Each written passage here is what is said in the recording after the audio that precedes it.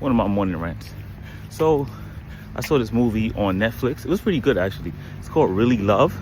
It wasn't originally the movie I was looking for, but anyway, I saw it. I was like, let me watch it.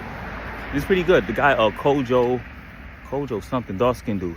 They used to be on Queen Sugar or whatever, he was on it. You know what I'm saying? And two beautiful ladies in it. So that's my tribe, for those who want to know. If you're interested about what's my type, will be those type of girls, the two main characters, the females in there, that kind. But it's not about me.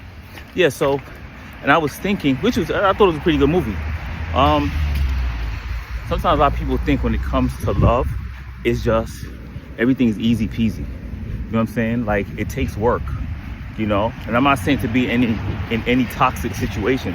Apparently not. Of course not. You know what I'm saying? If it's messing with your mental, but I think society also plays a role where we think everything is toxic because there's some type of friction, or if someone disagrees with us, especially when it comes to relationships. I remember one time walking and I saw an elderly couple, and I asked them, I was like, yo, what kept y'all so long? What kept y'all together for so long? And they both turned to each other and smiled, and he said, you have to learn how to forgive. And I was just like, what? She was like, yeah, you got to forgive. And I was like, whoa. And more I see that. You know what I mean? So we think when people are 60 years in, whatever, 50 years in their marriage, like everything is just smooth sailing. And it's totally not. And Hollywood is to blame too, because we think everything with this romance shit, it's unrealistic, and it gives us the idea that this is how relationships are. Like, nah, it takes work, because you're struggling to know yourself, and then you add someone else into your life, and you're struggling to be one with them. How much the time may be. So there's always going to be some type of friction. I always say, make sure there's always respect. There is a common thread that holds everything. You can express yourself, but don't be disrespectful.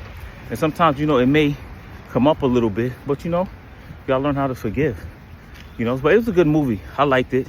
I think you guys should see it. You can learn a lot from it.